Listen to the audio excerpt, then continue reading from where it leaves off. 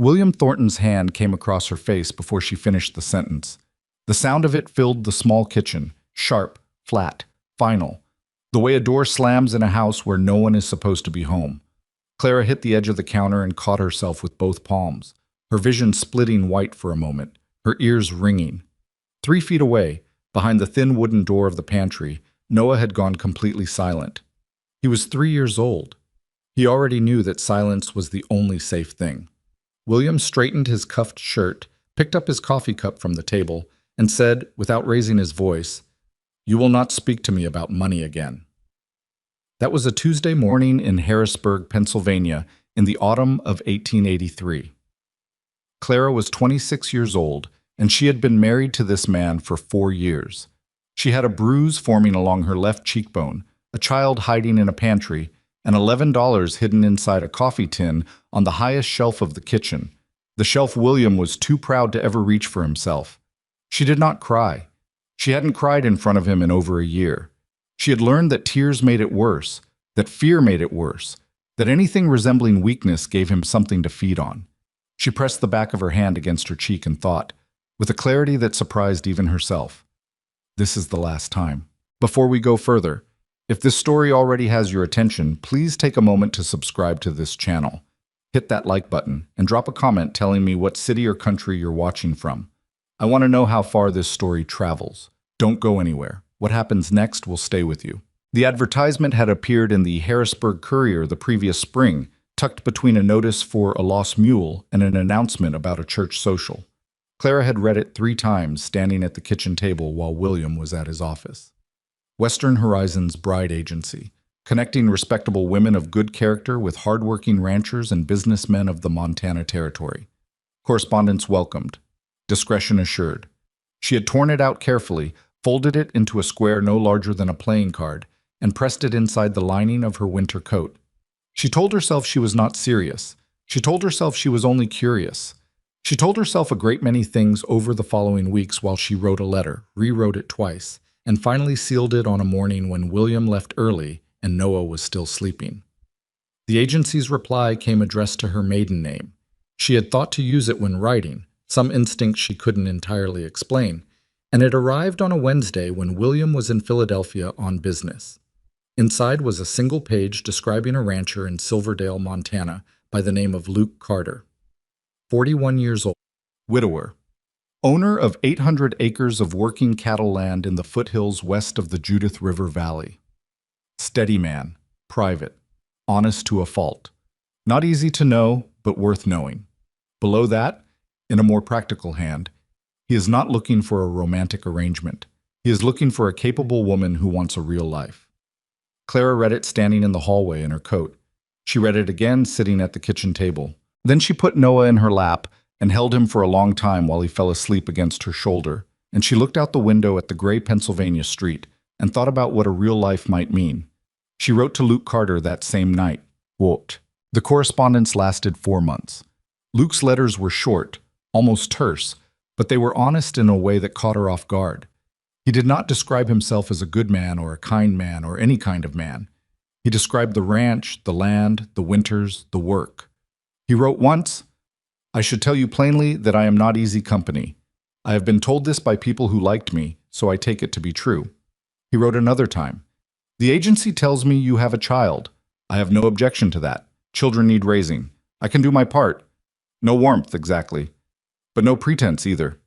Clara wrote back with her own form of honesty. She told him about Noah, about his age, about how he was quiet and watchful and loved dogs, even though they'd never been allowed to have one. She described herself as a woman who knew how to work and intended to keep working. She did not describe William. She did not describe the bruises or the fear or the $11 in the coffee tin, which had grown to 23 by the time October came. She told herself she'd explain when she arrived. She told herself there was time. There wasn't as much time as she thought. In November, William came home from a trip to Baltimore with a lawyer, not a social visit, a man in a dark coat who sat at the dining room table with papers and who explained in the polished tone of a man used to delivering bad news to people who couldn't argue back, that William intended to formally document custody of Noah in the event of any, and here he paused, choosing the word with care, disruption to the household arrangement. Clara sat across the table and kept her hands flat on her knees and asked what disruption he was anticipating. William smiled. It was the smile she hated most, the one he used when he wanted her to understand that he already knew something she didn't. "Just a precaution," he said. "Sign the papers, Clara." She signed them. She had no choice that evening. But while she sat there with the pen in her hand, she was doing arithmetic, counting days, counting dollars, counting the miles between Harrisburg and a town in Montana she had never seen and a man she had never met. 4 days later, she took Noah to visit her cousin in the neighboring town. She packed one suitcase and the coffee tin. She did not leave a note. The stagecoach from the rail station at Miles City to Silverdale took 9 hours along a road that seemed to be arguing with itself about which direction it wanted to go. Clara sat with Noah on her lap for most of it, watching the land change outside the window in a way that felt almost violent. The trees thinning and then disappearing, the sky opening up until it was so large and so relentlessly present that she had to look away from it. The bruise on her face had gone from purple to the mottled yellow-green of something almost healed. She had covered it as best she could with powder borrowed from a woman on the train, but the powder had worn off somewhere in Wyoming and there was nothing to replace it. Across from her in the stagecoach sat an older woman named Mrs. Halverson, who was traveling to Silverdale to stay with her daughter. Mrs. Halverson had looked at Clara's face when she boarded, and then at Noah, and then had said nothing at all, which Clara appreciated more than she could have expressed. After 2 hours of silence, she had produced a piece of hard candy from her coat pocket and offered it to Noah without ceremony, and Noah had taken it with the careful gravity of a child who had learned to accept kindness without trusting it entirely. Clara watched her son. He was sitting straight, the candy pressed between his small palms, looking out the window at a land that must have seemed as incomprehensible to him as it did to her. She had taken him away from the only home he had ever known. She had packed one suitcase and run in the night and carried him across half the country toward a man neither of them had ever met, on the basis of 4 months of letters and a line about a real life. She pressed her lips together and told herself she had done the right thing. She told herself this several times. She was still telling herself when the stagecoach rolled into Silverdale and stopped in front of a building with a weathered sign that said General Store, and the driver called out the town's name like he was announcing a disappointment. Luke Carter was not difficult to identify. He was standing apart from the small cluster of people who had come to meet the coach. 3 men and a woman, all of them turning to look as the door opened.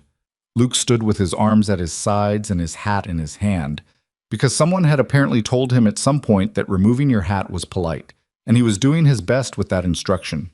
He was taller than she'd imagined, broader through the shoulders. His face was the kind of face that had spent years outdoors without apologizing for it, weathered along the jaw, creased at the corners of the eyes, not handsome exactly, but solid in the way that certain things are solid, a stone wall or a well-made gate. He was looking at her with an expression she couldn't read. Clara descended the coach steps with Noah's hand in hers, and her suitcase in the other hand, and she walked the 12 feet between them and stopped and looked up at him and said the only thing she could think to say, which was, "I know this isn't what you agreed to. My face, I can explain that. And I know you knew about Noah, but I know this isn't. I don't know exactly what you expected, but I know it probably wasn't this. And I have nowhere else to go." She had rehearsed something better. On the train, on the stagecoach, in the quiet moments when Noah was sleeping against her shoulder, she had composed several versions of a reasonable, composed introduction. None of them had survived contact with the actual moment. Luke looked at her for a long moment. Then he looked down at Noah, who was looking back up at him with the focused attention of a child trying to determine whether something was safe. Luke crouched down, which put him at eye level with the boy. He did it slowly, like a man who understood that sudden movements were not always welcome. "You like horses?" he said. Noah considered this. "I don't know," he said. "I never had one." "That's a fair answer," Luke said. He straightened back up and looked at Clara. "You hungry?" She blinked. "What?" "It's past noon. I figured we'd eat before we drove out to the ranch. There's a place down the street." He paused. "If that's all right with you." It was such a practical, ordinary question that Clara felt something in her chest crack slightly around the edges. Not breaking, but shifting, like a window swelling in its frame on a cold day. "Yes," she said. "That would be fine." They ate at a narrow restaurant called Doyle's that smelled of coffee and something frying, and the particular staleness of a room where the same smoke had circulated for years. Luke ordered without looking at the menu, which suggested he had been here before and had long since stopped considering alternatives. Clara ordered soup and bread. Noah, who had eaten almost nothing on the journey, consumed half a plate of fried potatoes with the focused determination of a person who had decided to trust the food even if he wasn't sure yet about anything else. Luke didn't ask about the bruise.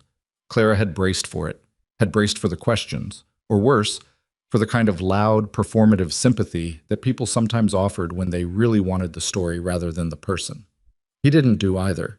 He drank his coffee and asked her whether she'd ever been west of the Appalachians before, and she said no, and he said the winters here were different from anything she'd encountered, and she should know that before they reached the ranch, so she could prepare herself.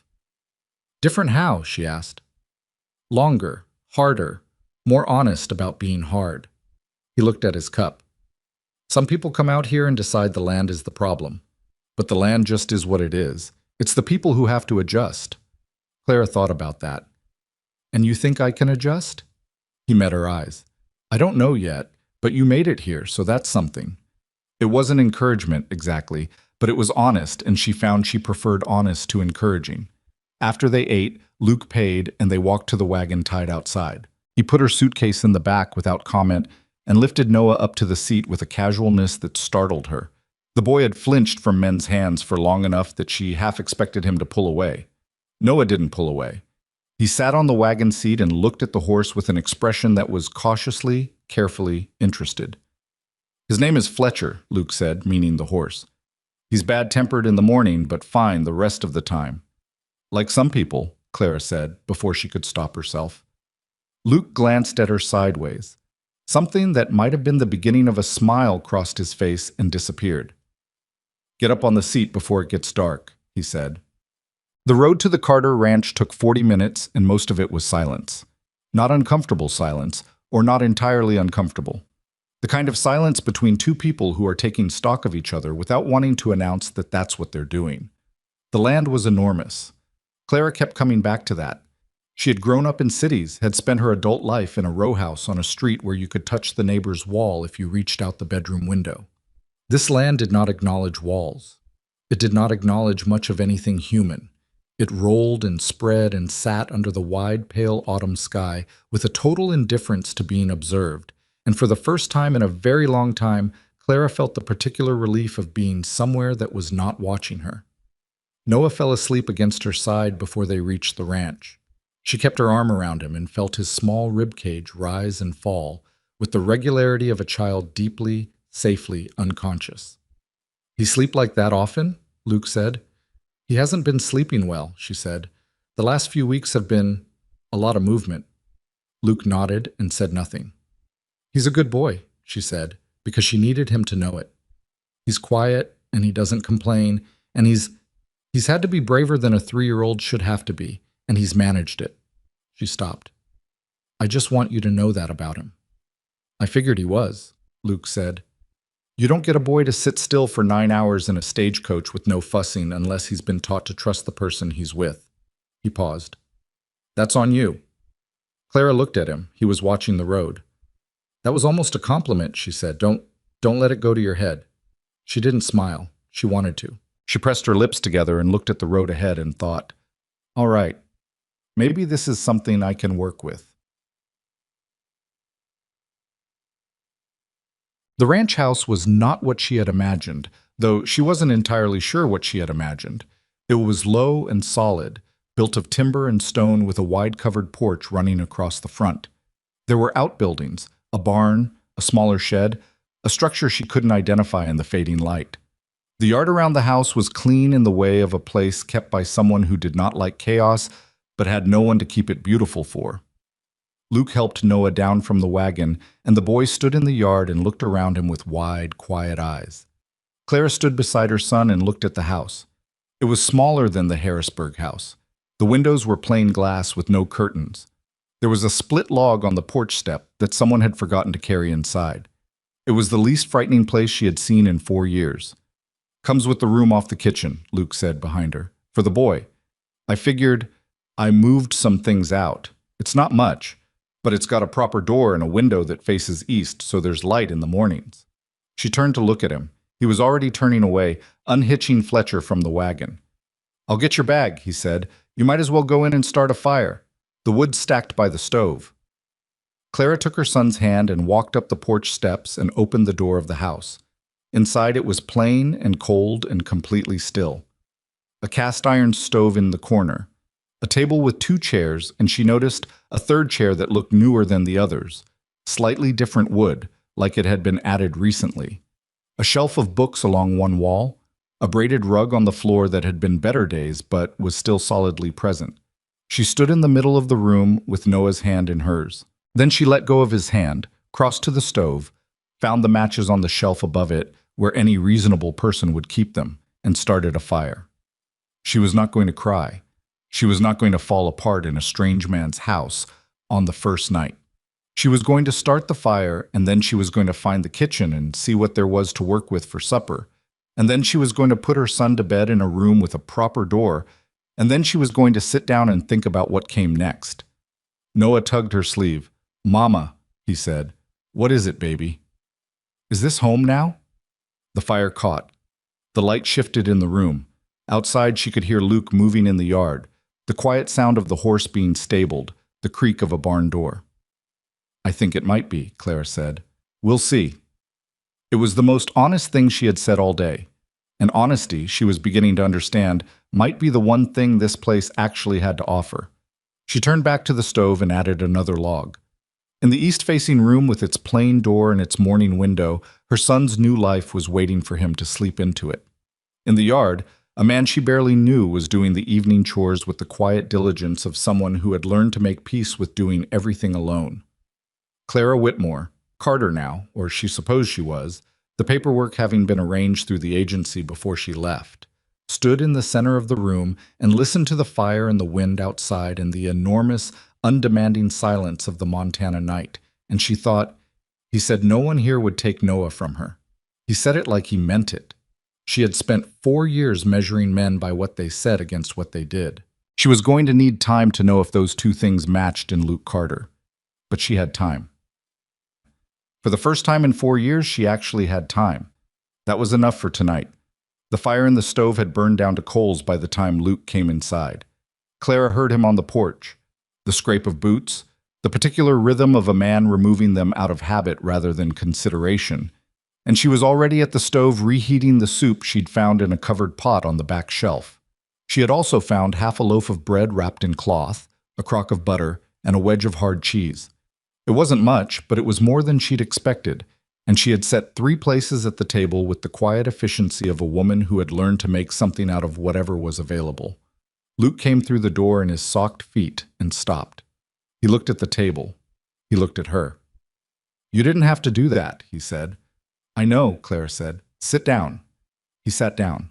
She put the soup in front of him and a plate of bread and cheese beside it, and then sat across from him, and they ate without speaking for a while, which was fine. Silence at a table was something she could manage. The silence she'd grown up with at her parents' table was the silence of people who had nothing left to say to each other. This was different, the silence of 2 strangers being careful with each other, which had a kind of respect in it. Noah was already asleep in the east room. She had put him down with his coat folded under his head because she hadn't yet located extra blankets, and she made a note to ask about that before the night was out. "Is there extra bedding somewhere?" she said. "Noah's on his coat." Luke set down his spoon and pushed back from the table.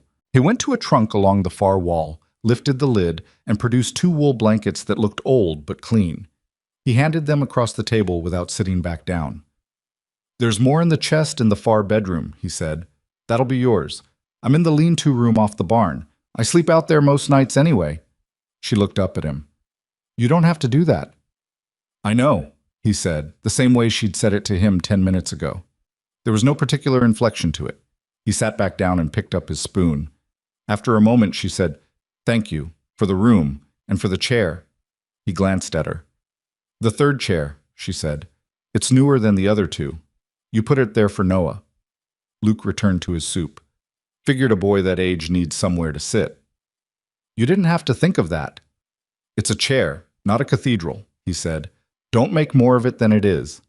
She didn't say anything else about the chair, but she thought about it later, when the dishes were done and she was settling Noah's blankets, and the boy turned in his sleep and exhaled a long, loose breath, the breath of a child who had finally stopped bracing. And she thought, a man who thinks to add a chair for a child he hasn't met yet is not a man you should be in a hurry to judge. The first week was mostly a matter of learning what she didn't know, which was nearly everything. She had grown up in cities. She could cook and sew and keep a house with the kind of domestic competence that had been expected of her since she was 12 years old. But a city house and a ranch house were different creatures. A city house had neighbors who could be called upon. A ranch house had a woodpile that needed constant replenishing, a water situation that required understanding before you could use it without making a mess, and animals whose needs did not arrange themselves around human schedules. The first morning, she built the stove fire too large and filled the room with smoke before she got the damper right. Luke came in from the barn, looked at the smoke-filled kitchen, and without a word crossed to the stove and adjusted the damper in 3 seconds. "The flue runs tight," he said. "You have to open it before you build the fire, then ease it back once it's going." "I understand that now," Clara said, with as much dignity as she could manage while her eyes were watering. He might have smiled. She couldn't be certain. The second morning, she got the fire right. She put the coffee on and had it ready when he came in from the barn, and when she set the cup in front of him, he drank it without comment, which she took as a passing grade. The second thing she learned was the water. The ranch drew from a well and a creek, and there were protocols for both that Luke explained to her with the patient brevity of a man who had long since reduced everything necessary to its fewest possible words. She listened carefully and did not ask him to repeat himself, even when she wasn't entirely sure she'd understood, because she had noticed that he said a thing once and assumed it had been heard, and she intended to be the kind of person that assumption was correct about. The third thing was the animals. Luke had cattle, 43 head at that time of year, some already moved to the lower pasture for winter, and 2 horses, Fletcher and a smaller mare named Dote, who was older and gentler, and who Noah attached himself to with an immediacy that startled everyone, possibly including Dote herself. It happened on the 3rd morning. Clara had taken Noah out to the yard while Luke was working near the barn, and the boy had spotted Dote in the paddock and walked straight to the fence with his arms out and his chin up in the posture of a small child who has decided something without consulting anyone. Dote had ambled over and pressed her nose against the fence, and Noah had laughed, a real laugh, open-mouthed and surprised at itself. And Clara had stood there and felt something in her chest do something complicated. Luke appeared beside her. She hadn't heard him approach. "He's not afraid of her," he said. "He's not afraid of much," Clara said. "He just gets quiet when he is. You have to watch for the quiet." Luke looked at her sideways, and she understood he was filing that information away, and she was glad she'd said it. The town of Silverdale had a short memory for some things and a long one for others. It remembered drought years and cattle prices, and who had sold whose land under what circumstances in what season. It was considerably less interested in retaining any charitable interpretation of events it had witnessed firsthand. The day Clara arrived had been witnessed by enough people that by the following Sunday, most of the town knew the rough outline. A mail-order bride from Pennsylvania, a young child, a bruise on her face that she hadn't tried hard to explain. The specifics varied depending on who was telling it. Some people kept it simple, others embroidered. Clara found this out at Doyle's, where she'd taken Noah for coffee and a sweet roll on Friday of the first week while Luke was at the feed store. A woman named Mrs. Pruitt, who appeared to hold an unofficial position as the town's social recorder, sat down across from her without being invited and said, in the tone of someone offering comfort, "We don't judge out here, Mrs. Carter. Whatever happened back east stays back east as far as most of us are concerned." Clara looked at the woman over her coffee cup. "That's very kind of you." "Of course, people do wonder," Mrs. Pruitt continued. Luke Carter kept to himself for 8 years, didn't entertain the idea of remarrying even when there were perfectly respectable women who made themselves available. And then he sends away for a stranger, with a child. "He did," Clara said. "People wonder what the arrangement is." "I imagine they do," Clara said pleasantly. "How's your coffee? Mine's very good this morning." Mrs. Pruitt blinked, recalibrated, and tried a different approach. "The boy's father, is he not part of our lives?" Clara said. "Not anymore." She said it without heat, without apology, without the slight upward inflection that would have invited further questions. She said it the way you say a fact about geography. The river runs north, the mountains are to the west. The boy's father is not part of their lives. Then she gave Noah his sweet roll and turned slightly in her chair to watch him eat it, which was a signal clear enough that even Mrs. Pruitt received it. And shortly afterward, the woman excused herself to go bother someone else. Clara drank her coffee. Her hands were steady. She'd gotten good at steady. Luke found out about the conversation at Doyle's the same day, because Silverdale was that kind of town. He didn't bring it up at supper that night, but 2 days later, when they were both in the yard, Clara hanging washing, Luke repairing a section of fence near the house, he said without preamble, "Pruitt talked to you." It wasn't a question. "She was very welcoming," Clara said. Luke hammered a post. "She talks to everyone, doesn't mean anything." "I know what it means," Clara said. "I handled it." He looked at her then. She was shaking out a work shirt of his, her back to him, and she felt the look without seeing it. "I don't doubt it," he said, and went back to the post. That was the first time she thought, he is someone who means what he says, not in the small, constant way that some people perform meaning what they say, as if honesty were a skill they wanted credit for. He meant it the way water is wet, not performing, just being. She thought about William, who had said "I love you" at least once a day for the first 2 years of their marriage, and who she had stopped believing before the second year was out, because words said that often, and that predictably eventually stop meaning anything. They become wallpaper. You stop seeing them. Luke said a thing once, and it landed. The days developed their own structure, as days do when people share a space and have enough work to fill it. Luke was up before light. By the time Clara had the stove going and the coffee on, he had already been out and back, had checked on the cattle on the lower pasture, and had a list of the day's work organized in his head in the way of a person who had been doing this so long it had become a kind of internal machinery. Clara took the house and the cooking and the management of the supplies, which she discovered immediately needed reorganizing. Luke had provisioned out of habit and necessity, and not with any particular system, so things were where he'd put them rather than where they ought to be, and she spent 2 full days quietly rearranging shelves before he noticed. "You moved the flour," he said one morning. "It's by the worktop now," she said, "where you use it." He considered this. "Makes sense," he said. Then he got his coffee and went back to the barn. She had expected argument.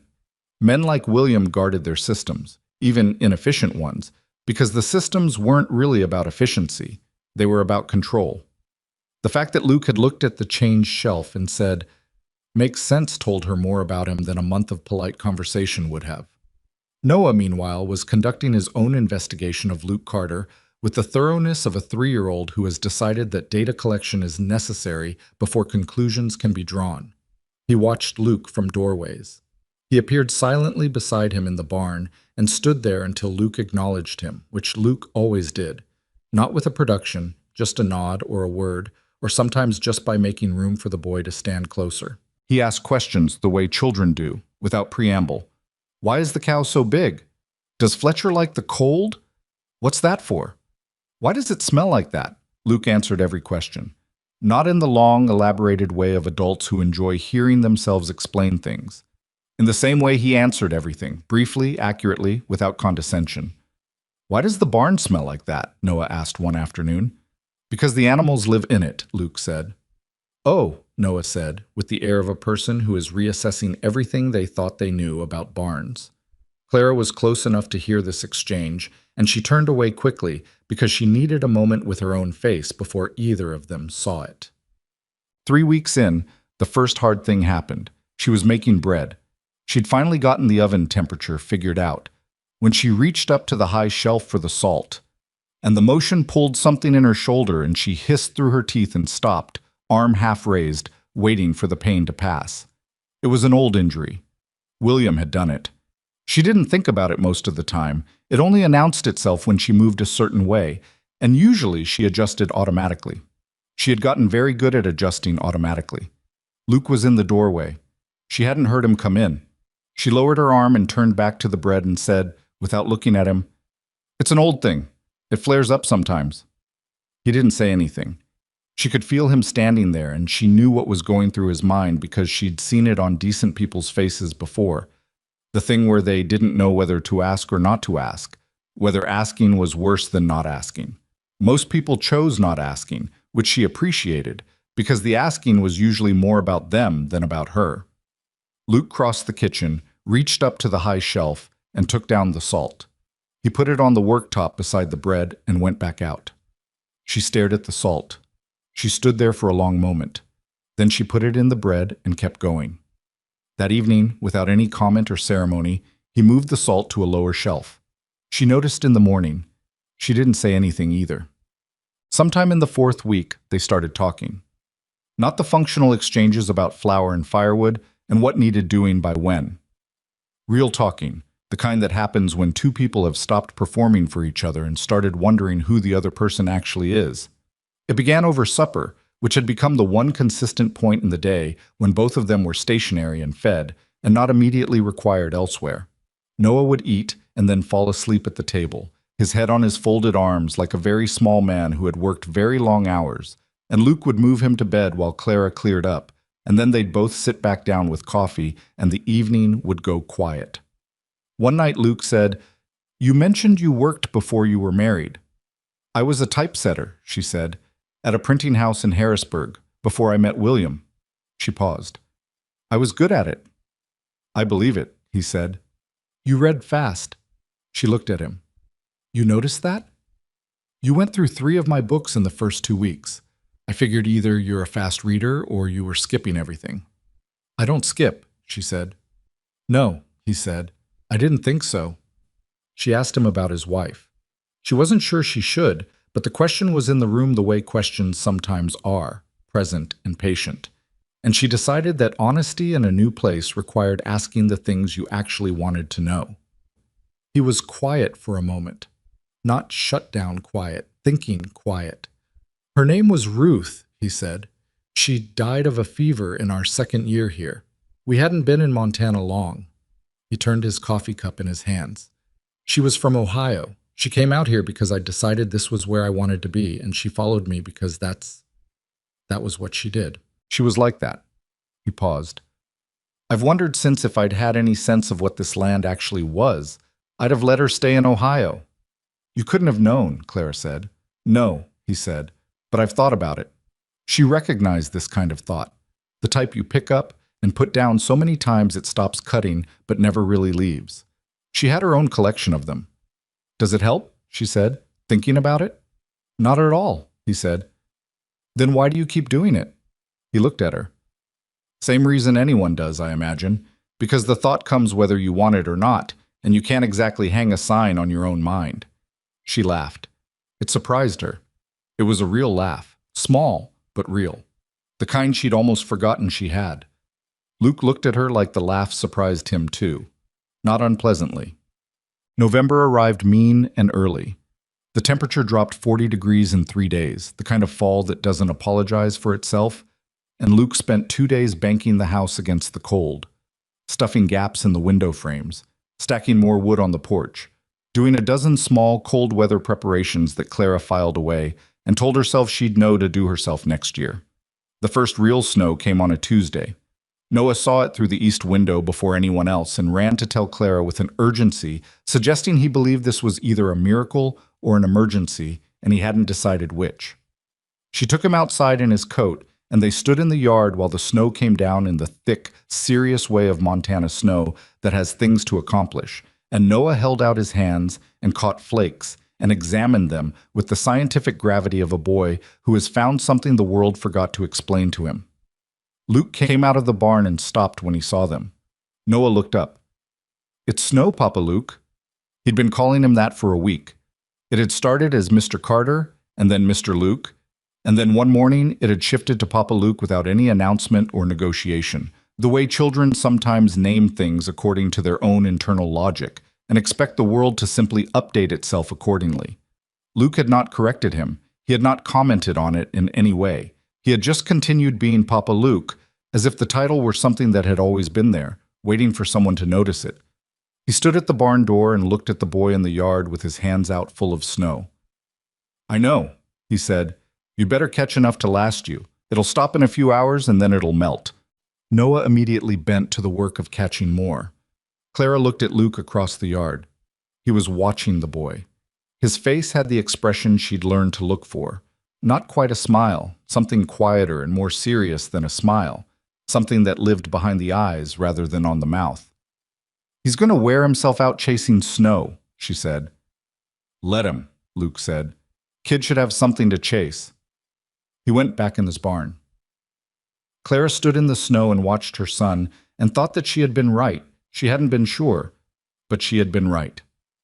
The storm that changed things came in the first week of December. 3 days of real weather, not the modest discomfort of November, but the full Montana declaration of winter, the kind that shuts roads and kills cattle and makes the walls of even a solid house feel thin. The wind came from the northwest and it had nothing friendly in it. By the second morning, the drifts against the barn were waist high, and the road to Silverdale might as well not have existed. They were together in the house with nowhere to go and nothing to do but manage the cold and wait it out. The first day was all practical business, keeping the fires going, keeping the animals alive, making sure the water didn't freeze. Luke went between the house and the barn in the white chaos of the storm and came back each time rimed with snow and silent in the way of a person who has expended everything available on a task and arrived at the other side with nothing left for commentary. Clara had hot coffee waiting and food on the stove, and Noah occupied with a wooden horse Luke had produced from somewhere, and Noah now carried everywhere with a devotion that bordered on religious. The second day, the wind dropped enough to stop sounding like the house was arguing with it, and they were all inside together in the particular suspended quiet of a snowbound house. Noah fell asleep in the afternoon, which left Luke and Clara at the table with their coffee and the wood stove ticking and nothing immediately requiring either of them. "Tell me about Pennsylvania," Luke said. She looked at him. I don't mean about him," he said. "Before that, what was it like where you grew up?" She thought about it. She told him about Harrisburg, the river, the way it flooded in spring, the smell of coal smoke and bread from the bakery 2 streets over from where she grew up. She told him about her father, who had worked at the ironworks and read to her every night until she was old enough to read to herself, and how the first thing she'd ever typeset at the printing house was a poem she'd memorized at 10 years old, and how she'd felt seeing her own hands produce those words. Luke listened. He was, she realized, a genuinely attentive listener, not the performing kind who nod and wait for their turn, but the kind who actually go somewhere in themselves when they listen to someone else. "What happened to your father?" he said. "He died when I was 19, she said. "The year after, I met William." She turned her cup. "I was alone and I was scared, and William was very good at finding women who were alone and scared. That's something I understand now that I didn't then." The fire cracked. "He told me I was lucky," she said. "He said it in about 100 different ways over years. You're lucky I'm patient with you. You're lucky I overlook your failings. You're lucky someone wanted you. And for a while I believed it. Not because I was stupid, because I was tired and he was relentless. And being told something enough times by someone close enough to you starts to feel like remembering instead of hearing." Luke didn't say anything for a moment. Then he said, "He was wrong." Just that. Not of course he was wrong, or any man would be lucky to have you, or any of the other things well-meaning people said when they wanted to reassure you by diminishing the damage. Just, he was wrong. Present tense. A fact, not a comfort. Clara looked at him. "I know that now," she said. "It took me a while." "It takes everyone a while," Luke said. "That's not a failure on your part. That's just how it works when someone lies to you long enough." She looked at the stove. The fire had settled to a deep, steady burn. "When I left," she said, "the night I took Noah and the coffee tin and got on the first train, I kept thinking he was going to be on the next platform. Every station we stopped at, I thought he'd be standing there. It took me until Ohio before I stopped looking. And then? And then I was too tired to be afraid anymore, so I just kept going." She paused. "That's the whole story, more or less. A woman who got too tired to be afraid and ended up in Montana." Luke was quiet for a moment. He had his hands around his coffee cup, and he was looking at the table, and she could see him weighing something. Not whether to believe her. She didn't think that was it. Something else. "The bruise was his," he said finally. It wasn't a question, but she heard the question in it. "The last one was," she said. "He'd done it before, but not where it showed. That time he wasn't being careful anymore." She met Luke's eyes. "That's when I knew. When they stop being careful, It means they've decided they don't need to be. And a man who decides he doesn't need to be careful is a man who thinks you're already beaten. Luke looked at her for a long time. Are you? He said. Beaten? She held his gaze. What do you think? Something settled in his face. Not quite a smile, but something that recognized what it was looking at. No, he said. I don't think you are. Outside, the storm had moved east and left behind a silence so complete it had a texture to it. Inside, the fire burned on. In the east room, Noah slept with his wooden horse pressed under one arm, his breathing the slow, even breathing of a child who had stopped waiting for the next bad thing. It was the first night either of them went to bed feeling that whatever was being built in this house, they hadn't named it yet and didn't need to, was something solid enough to stand on. The snow melted by mid-December, slow and reluctant, the way Montana winter never really released anything it had claimed but sometimes loosened its grip enough to let you breathe. Life on the Carter Ranch had settled into the particular rhythm that comes when two people stop negotiating every interaction and start simply living alongside each other. Not easy, exactly. Nothing about that winter was easy, but functional in a way that had its own dignity. Clara knew where the tools were kept. She knew that Luke took his coffee with nothing in it and drank the first cup standing at the window before he said a word to anyone. She knew he was not a man who complained about pain, which meant that the afternoon she noticed him favoring his left arm after a fence repair she had to ask directly before he admitted he'd caught it on a wire. Luke knew that Clara went quiet when she was worried. Not the ordinary quiet of a private person, but a specific flat quiet that meant something was running underneath and she was managing it alone. He had learned not to push at that quiet, but to stay close to it, because she'd eventually surface and tell him what it was, and pushing only drove it deeper. Noah, for his part, had absorbed himself into the ranch the way children absorb things, completely and without commentary, as if he'd always lived here and had simply been waiting for someone to let him. It was this life, imperfect, still tentative in places, but real, that William Thornton walked into on a Thursday morning in late January. Clara heard about it before she saw it. She was at Doyle's picking up the order Luke had called in, and the conversation died in a particular way when she walked through the door, not the ordinary pause of people who have been talking about someone and are embarrassed to be caught. Something harder than that. A silence with weight in it. The woman behind the counter, May Doyle, had known Clara by name since the second week and had never been less than straightforward with her. May was 50-something and had the manner of a person who had seen enough in her years to have permanently misplaced her capacity for pretense. She looked at Clara, and then she looked at the box on the counter, and then she said quietly, "There's a man at the hotel. Came in on yesterday's stage. He's been asking about you." Clara set down her coin purse on the counter.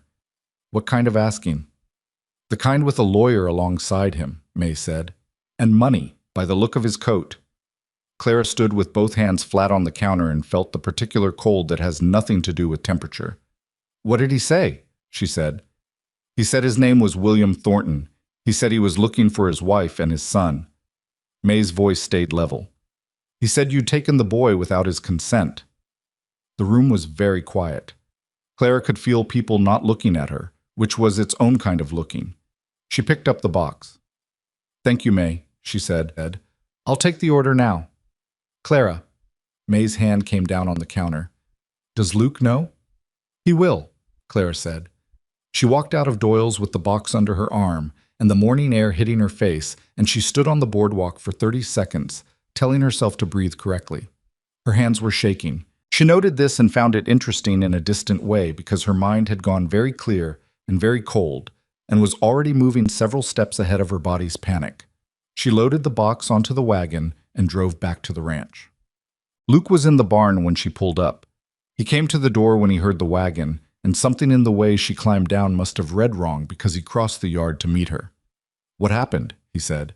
She told him, concisely, without embellishment, the way she'd told him things over the past weeks when the thing being told required precision rather than emotion. William was in Silverdale. He had a lawyer. He was telling people she'd stolen Noah. Luke listened without interrupting. When she finished, he stood for a moment and looked at the ground. Then he looked up. "How far out do you think he tracked you?" he said. "I don't know. I used my maiden name with the agency. But William has money and he has time and he has..." He's patient when he wants something.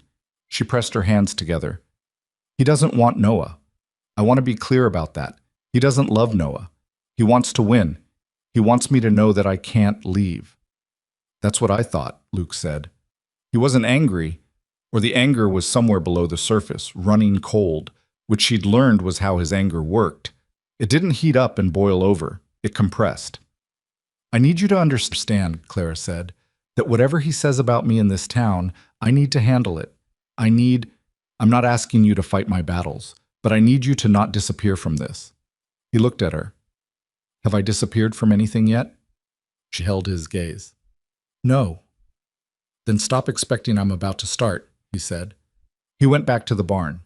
She went into the house and put the supplies away, and then went to check on Noah, who was in his room constructing some elaborate operation involving the wooden horse and 2 boot brushes that she didn't ask about. He looked up when she came in and looked back down again, which meant he was fine, which meant she hadn't shown it on her face, which was what she'd been working for since she pulled out of Doyle's. She sat on the edge of his bed and watched him for a minute. Mama, he said, without looking up. What? Is something wrong? She considered lying. She had never been a natural liar. She'd had to practice it, living with William. And she'd decided in the first weeks here that she wasn't going to practice it anymore. Something is happening, she said, but Papa Luke and I are handling it. You don't need to worry. Noah considered this with the seriousness of a child who has learned that when adults say you don't need to worry, there is usually something worth knowing about. But he also had enough experience of Clara's word to trust it. Okay, he said, and went back to his horses. William Thornton appeared at the ranch on a Saturday. He came in a hired buggy with a man named Aldous Crane beside him, who was thin and pale and carried a leather satchel with the careful possessiveness of a man whose satchel contained the most important things in his world. Clara saw them coming up the road from the kitchen window and called to Luke, and by the time the buggy stopped in the yard, Luke was on the porch. She stayed inside. She had thought about this, whether to be visible immediately or to let Luke meet them first. And she had decided that visible immediately was correct, because disappearing behind a man, even a man she trusted, was not something she was willing to do again. But she took an extra 30 seconds to put her hands flat on the worktop and press down until she could feel her own pulse settle. Then she went to the porch. William hadn't changed. She'd understood intellectually that 2 months was not enough time for a person to change in any fundamental way. But something in her had expected him to look different, smaller, maybe, or diminished by the distance she'd put between them. He looked the same. Dark coat, clean shirt, the particular way he held his chin that she had once read as confidence, and later understood as the posture of a man who needed to be the tallest thing in any room he entered. He looked at her the way he always had when she'd done something he intended to punish her for, with the expression of a person being very patient with someone who has made a regrettable choice. Clara, he said. William, she said. Luke was standing 2 feet to her left, not in front of her, not behind her, exactly 2 feet to the left. She was aware of this with a precision that surprised her. William looked at Luke with the evaluating expression of a man pricing something. Mr. Carter, he said, I appreciate you receiving us. I imagine Clara's told you some version of events, so I won't waste your time contradicting it. I'm simply here to collect my son and take my wife home. She's not your wife, Luke said. She's mine. A technicality arranged through a correspondence agency, Crane said, the lawyer's voice oiled and unhurried. A legal marriage, Luke said, which her divorce from Mr. Thornton preceded. I've seen the documentation. He hadn't until last night. Clara had produced it from the bottom of her suitcase, the papers she'd filed through a cousin's attorney before she left Pennsylvania, which had cost her 14 of her 23 coffee tin dollars, and which she had told almost no one about. If Mr. Crane needs copies, the agency has them. Something moved across William's face. Not much, but Clara had spent 4 years reading William's face the way you read weather, when your shelter depends on knowing what's coming, and she caught it. A slight recalculation, a small revision of expectations. The boy, William said. Is not your son, Clara said. She had not planned to speak yet, but the word boy in William's mouth did something to her that bypassed planning. You signed away your parental rights in the same proceeding. Aldous Crane drew up those papers himself, and he knows it. The lawyer's composure didn't break, but it shifted, a very small, very telling shift. William turned to her fully now, and she saw the thing she remembered. The thing that lived underneath the pressed shirt and the careful patience. Not rage, exactly. Something colder and more deliberate than rage. "You always overestimated your own position," he said, and his voice had dropped to the register he used when there were no witnesses he respected. "You ran off in the night with my child, and you hid yourself in the back of Beyond with a man you'd never met, and you think a piece of paper protects you. I have a judge in Philadelphia who disagrees." "This isn't Philadelphia," Clara said. "No," William said. "It's a patch of frozen dirt with 40 cows and a man who felt sorry for you." Luke's voice was very quiet. "I'd like you to get off my property." William looked at him. The look said, "You are not the kind of person I take seriously." Clara had seen that look directed at other people. She had never seen it not work. It didn't work on Luke. "I'm not leaving without what's mine," William said. "You have nothing here," Luke said. "And if you come onto this property again without a legal document I can read and verify, I'll have you removed." He paused. "Sheriff Hobart is a patient man, but he knows what a jurisdictional claim looks like. And so do I, and you don't have one." Aldous Crane touched William's arm. A brief, specific touch. The kind that says, "We have pushed as far as we can push in this particular room, today." William held Luke's gaze for a moment longer. Then he looked at Clara. "We'll see each other again," he said. "I imagine we will," Clara said. "Bring better paperwork." The buggy turned and went back down the road. Clara watched it until it rounded the bend and disappeared, and then she stood on the porch with her arms at her sides and her hands in fists she hadn't noticed making. Luke said, "You knew about the divorce papers." "Yes." "You didn't tell me." "I told you what you needed to know when you needed to know it."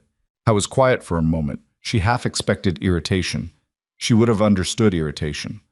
"That was good thinking," he said, letting him walk in assuming. She unclenched her hands. "He assumes most of the time. I just stopped correcting him." So, the next 2 weeks were the worst. William didn't leave Silverdale. He set up at the hotel and sent Crane to speak with various people in town. And what Crane said depended on who he was talking to. But the general shape of it was consistent.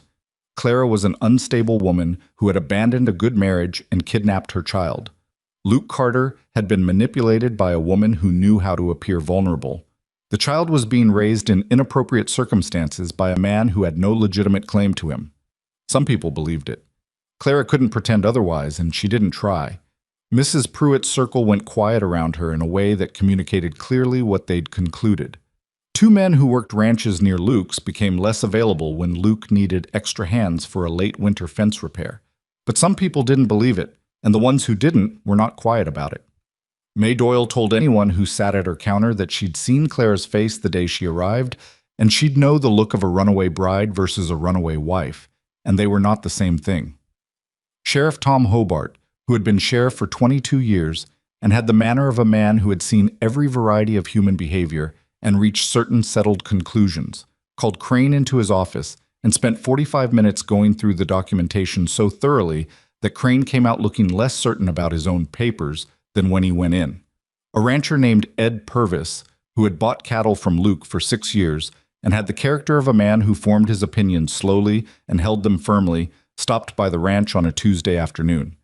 He sat at the kitchen table and drank Clara's coffee and said, without looking at either of them, "Town's splitting over this. Wanted you to know, but the split isn't 50-50. "Which way?" Luke said. "Your way," Purvis said. He finished his coffee and stood up. "Figured you'd want to know." He left. Luke and Clara sat at the table. "He drove 40 minutes to tell us that," Clara said. "That's Ed," Luke said. It was not nothing. In a place where people's opinions were expressed in decisions, who they bought from, who they helped, who they sat beside, it was not nothing at all.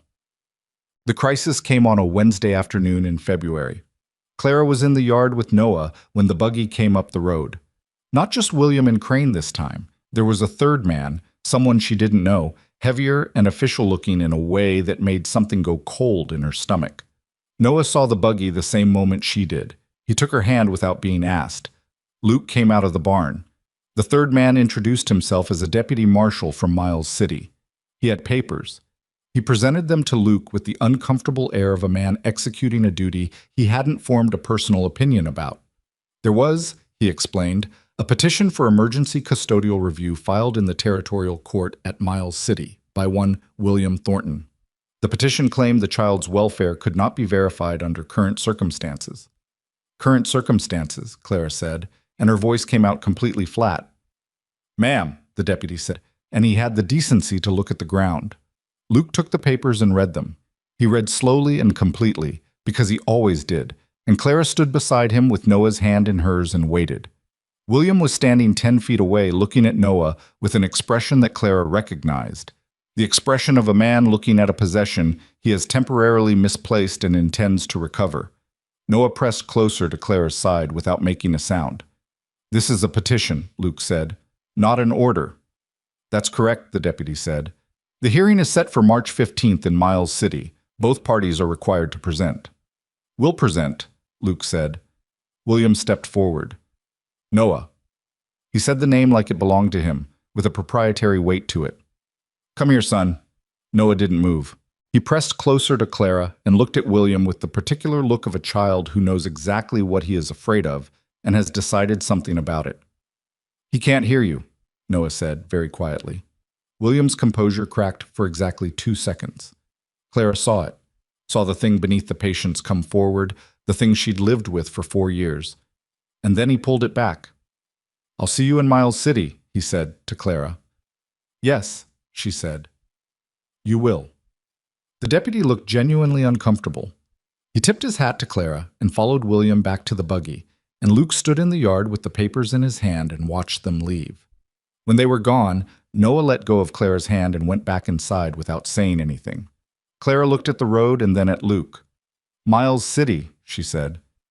I know a lawyer in Miles City, Luke said. Name's Reeves. He's good. Can we afford good? We're going to have to, he said. Come inside. I'll write to him tonight. She followed him inside. On the table, Noah had arranged his wooden horse and the 2 boot brushes in a line facing the door, as if they were standing guard. Clara looked at this for a moment. Then she sat down and helped Luke draft the letter. The 5 weeks between the deputy's visit and the Miles City hearing were the kind of weeks that reveal people to themselves. Clara discovered she was more afraid than she'd admitted. Not all the time. There were days when the work of the ranch demanded enough of her that fear didn't get a foothold, and she was grateful for those days with a gratitude that had an edge to it, because she knew the fear was just waiting and not gone. In the evenings, it came back. She lay awake after Noah was asleep and ran the thing forward and backward in her mind, looking for every place it could go wrong, because she had learned that the best protection against disaster was to have seen it coming. Luke discovered that he was capable of a fury he generally didn't advertise. She'd seen evidence of it once, 3 weeks before the hearing, when Crane had been at the hotel telling anyone who'd listen that Luke Carter had an interest in the woman and not the child, and had married her for reasons that would be clear to any reasonable observer. Luke had come home from town that evening and gone directly to the woodpile and split logs for an hour past dark. Clara had brought him a lamp without comment and left him to it. When he finally came inside and washed his hands and sat at the table, she put a plate of food in front of him and said, Ed Purvis told me what Crane said. I know, Luke said. Is that what you were doing with the axe? He looked up at her. Would you prefer I had done something else? No, she said. The woodpile needed it. He ate. She sat across from him. They're trying to make it about you, she said, about your character. If they can make the judge think that your interest in this is questionable, I know what they're doing, then we need to be ready for it. Reeves needs to know that they'll go there. I've already told Reeves, he said. Clara. He set down his fork. I've been thinking about what I want to say to you. She waited. What you said the night of the storm, about how he told you that you were lucky anyone wanted you. Luke looked at the table. I want you to know that I understand what it costs to have believed something like that, even for a while. I don't hold that against you. Not the leaving him slow, not the papers you got without telling me, not any of it. He stopped. You did what you had to do with what you had. That's all any of us do. Clara looked at him for a long moment. Luke, she said. What? That might be the most words you've said in a row since I got here. He picked up his fork again. Don't let it go to your head. She looked at her hands. I don't know what's going to happen in Miles City. Neither do I, he said. But I know what's true. And I know you know what's true. And I know your boy knows what's true, he paused. That's 3 people who know it. That's usually enough. She wasn't sure that was how courts work. She wasn't sure simple truth was ever just enough. But she held on to it the way you hold on to something in a current. Not because you're certain it will save you, but because letting go is the one thing you are certain you cannot do. Outside, the February wind pushed against the house with its usual persistence, and the stove burned on, and in the east room Noah slept with his wooden horse under his arm, dreaming whatever 3-year-olds dream when they have finally, against all expectation, found the one place where they feel safe. He had started calling Luke Papa without the qualifier, sometime in the second week of February. Clara had heard it the first time, quiet and casual, the way you address someone whose title you've long since stopped questioning. And she had been at the stove, and she had stayed at the stove, and she had not turned around for a full 30 seconds, because she needed that 30 seconds. She needed it because it was the best thing she had heard in years, and the worst possible timing, and there was a hearing in Miles City in 3 weeks that was going to try to take that word away from both of them. She was not going to let that happen. She turned back to the stove and added a log and thought about what she knew, and what she could prove, and what Reeves had asked her to bring, and what she had already, quietly, methodically, over the past 2 months, been collecting in the bottom drawer of the chest in the far bedroom, underneath the extra blankets. Letters. Receipts. The original divorce filing. A sworn statement from her cousin in Pennsylvania. A letter from the wife of the Harrisburg printing house owner who had seen Clara come to work twice with her sleeve covering the wrong arm. William had come to Montana with a lawyer and a coat and the absolute conviction that she was still the woman he'd married, frightened and alone and without resources. He had not accounted for the woman she'd had to become to survive him, and he had made the further mistake of not accounting for the people standing beside her now. That, she thought, as she put Noah to bed and walked to the kitchen and found Luke at the table already writing in the margin of Reeves's last letter, his coffee going cold at his elbow. That was going to be his error. Not the law, not the papers, not the territorial judge. The fact that he had always assumed she was alone.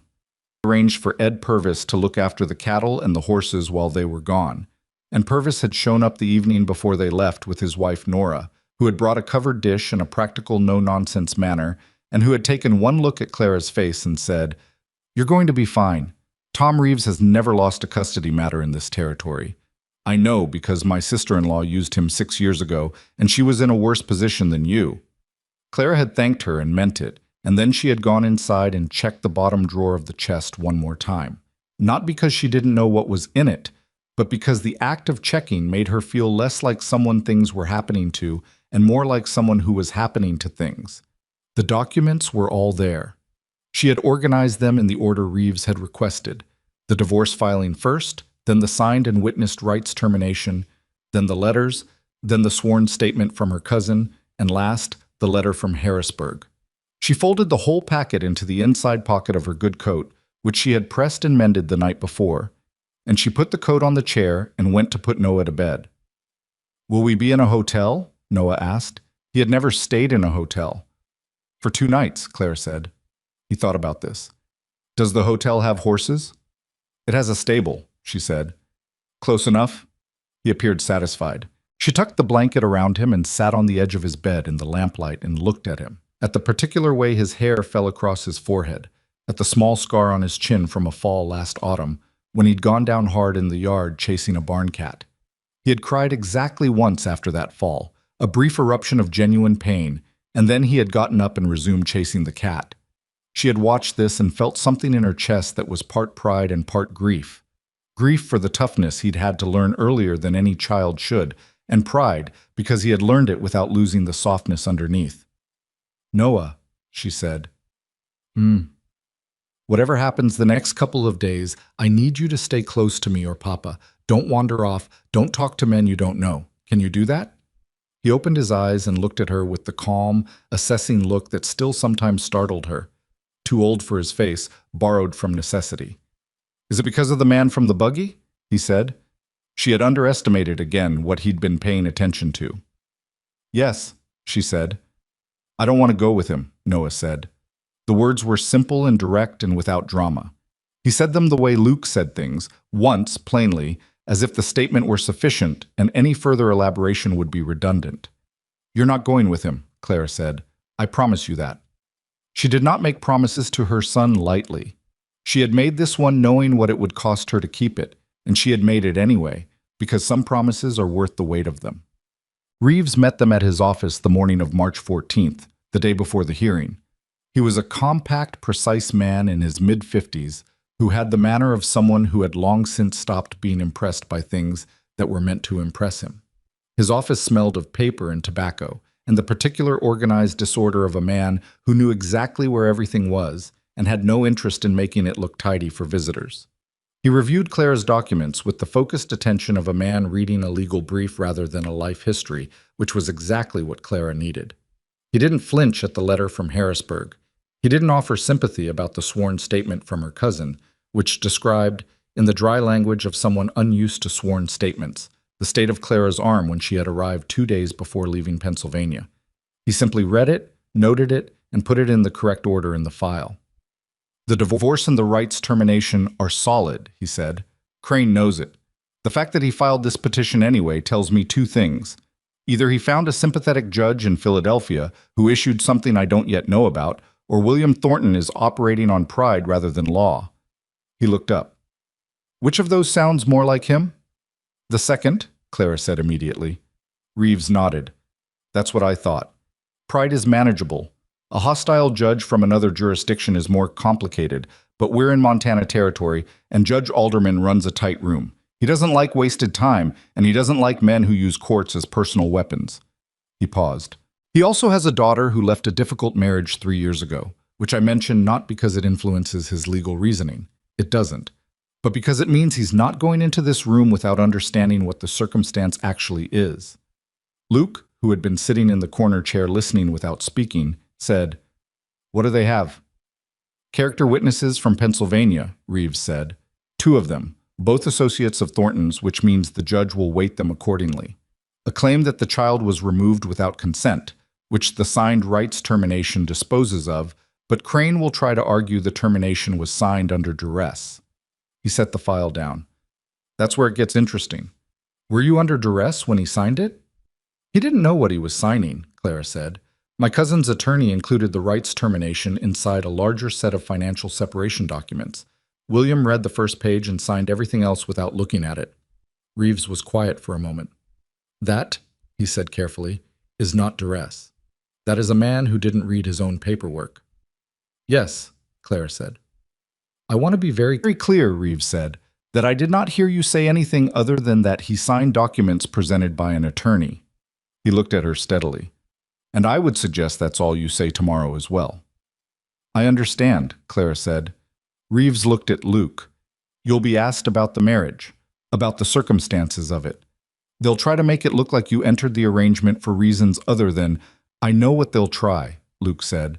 "What do I say?" "The truth," Reeves said, as simply and as flatly as possible.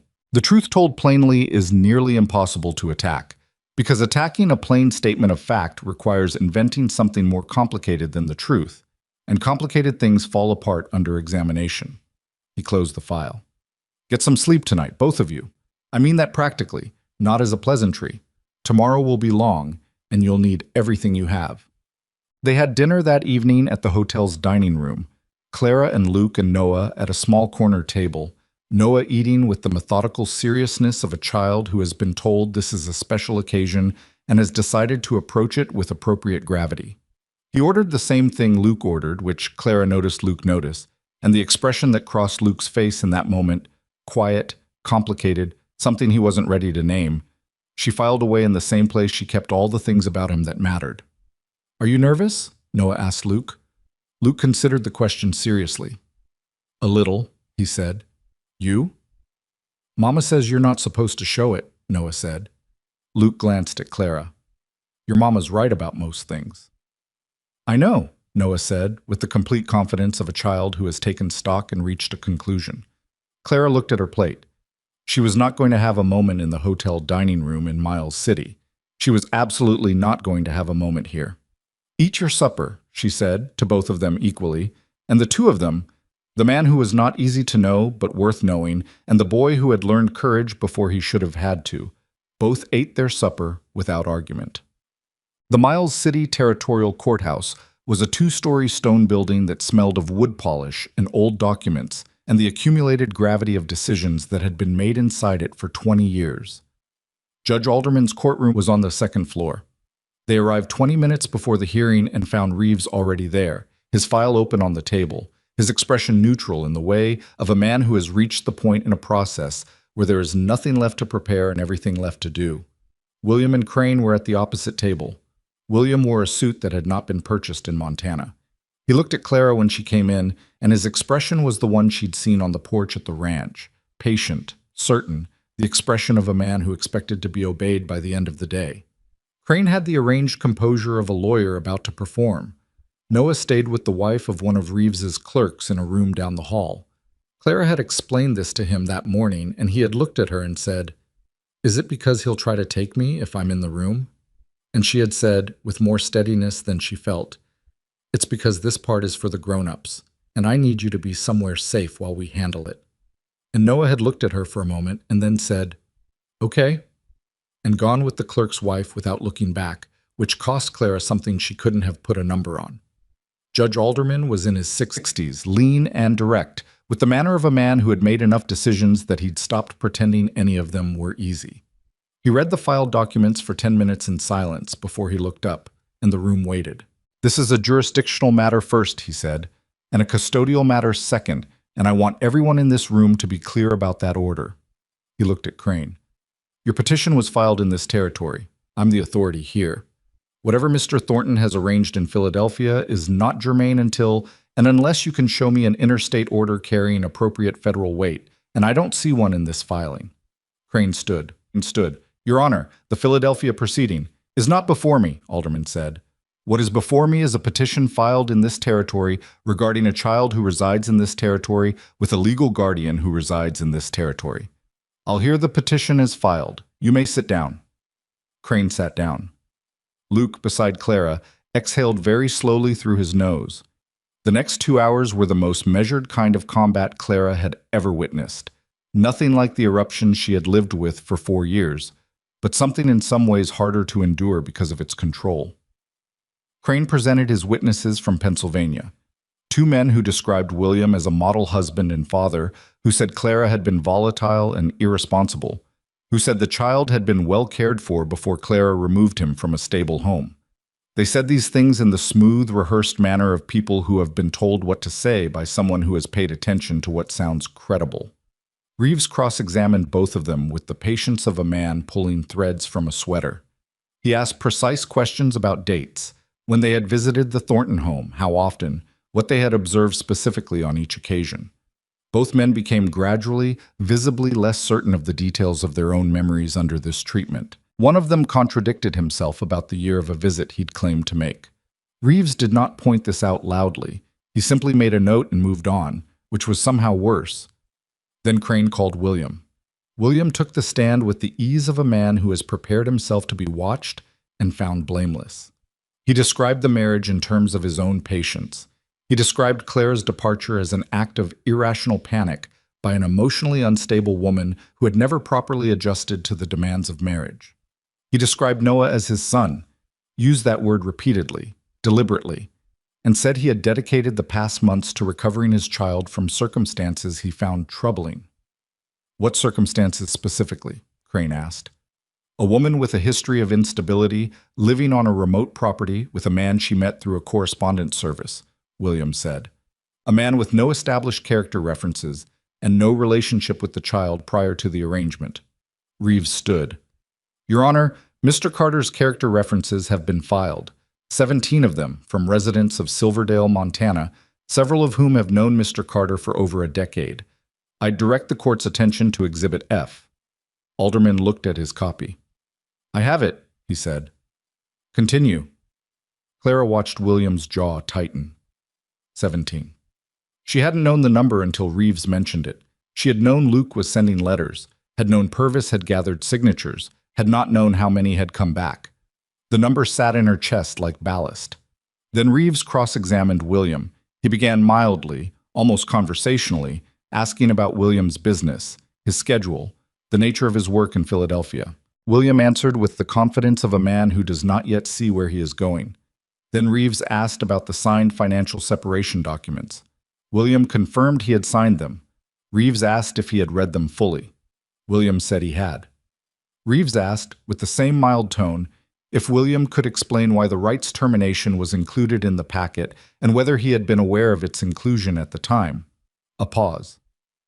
I may not have reviewed that specific document in detail, William said carefully. But you signed it, Reeves said. I signed the packet as presented by the attorney. So you signed a legal document terminating your parental rights to Noah Thornton without reading it? I was under the impression, yes or no, Mr. Thornton. Did you sign the document? Yes? Thank you, Reeves said, and returned to his table. William looked at Clara from the stand. It was the look she had dreaded and had told herself she was prepared for. The look that had preceded every bad thing she'd lived through for 4 years. She held it without moving. Beside her, Luke's hand rested on the table 3 inches from hers, not touching, just present. And she was aware of that 3 inches the way you're aware of a lamp in a dark room. Clara took the stand in the early afternoon. She had thought about this for weeks. She had thought about every version of herself she might present, composed and formal, deferential to the court's gravity, careful to stay within the lines of what Reeves had advised. She had practiced answers in her head lying awake at night. She had rehearsed the quiet dignity of a woman making a legal argument about her own life. What she had not prepared for was the moment Crane stood up for the cross-examination and said, in the particular tone of a man who has decided the most efficient path is contempt, Mrs. Carter, or Miss Whitmore, I should say, since the validity of your current marriage is also before this court, why don't you tell us why a woman who claims to have been so devoted to her son's welfare chose to flee in the middle of the night rather than pursue legitimate legal remedies? The room was very quiet. Clara looked at Aldous Crane. She thought about William at the kitchen table with the lawyer who had produced those first custody papers. She thought about the morning she had decided this is the last time, standing at the counter with her hand against her face. She thought about the $11 in the coffee tin. I pursued the only legal remedy available to me that night, she said, which was to leave before he could stop me. And you believe that was necessary? I know it was necessary, she said. A woman does not take her 3-year-old child in a suitcase and $19 and board the first train out of Harrisburg in the dark of a November morning because she thinks she might be overreacting. She does it because she has run out of other choices, and she is afraid of what happens if she doesn't. You're claiming fear justified. I'm not claiming anything, Clara said. I'm telling you what it was. You can call it a claim if you'd like. I lived it. She paused. I have a letter from the wife of my former employer. She saw me come to work twice with my arm covered. She has written that down and had it witnessed, and it is in the file before this court. She looked at Alderman, not at Crane. I also have a letter from my cousin describing my condition on the morning I arrived at her house before I left Pennsylvania. I had a bruise the length of my forearm and a cut on my shoulder that she cleaned and dressed. Both of these things are documented. The only question before this court is whether the documented evidence of what I was running from justifies the action I took to protect my son, and I believe any reasonable person who reads those documents already knows the answer. Silence. Crane tried 2 more questions. They went worse for him than the first. He sat down. Reeves asked Clara one question on redirect. In the months since arriving in Montana, has Noah been harmed in any way? Has he been neglected, frightened, or put at risk? No, Clara said. Has he received consistent care, shelter, food, education? Yes. Is he, to your knowledge and observation, a healthy and secure child? Clara looked at the back of the room, where through the wall she could not see but could imagine her son in a chair down the hall with a wooden horse in his lap, waiting for the grown-ups to finish. He is the most secure he has ever been in his life, she said. Reeves said, nothing further. But Luke took the stand last. He was not a man built for rooms like this one, for the performative formality of legal proceedings, for the expectation that you would present yourself as a certain kind of thing and be judged accordingly. Clara watched him walk to the stand and settle into the chair with the particular stillness of a large man in a small space who has decided the space is not going to change, so he might as well accommodate it. T. Reeves kept his questions brief and direct. How long had Luke owned the ranch? How had the marriage been arranged? What were the circumstances of Clara and Noah's arrival? What had the past months looked like? Luke answered everything in the same way he answered everything, plainly, without elaboration, without the kind of embellishment that sounds like performance. He said Clara had arrived in October with a bruised face and a small boy and had asked him not to turn them away. He said he had not turned them away. He said the boy had settled well and that the ranch had been the better for both of them being there. He said this last thing in a voice that did not invite disagreement. Crane stood for the cross-examination with the expression of a man who has reassessed and decided on a different approach. "Mr. Carter," he said, "you're asking this court to accept that you entered a marriage arrangement with a woman you'd never met, agreed to take on another man's child, and that this was motivated purely by, what, good character?"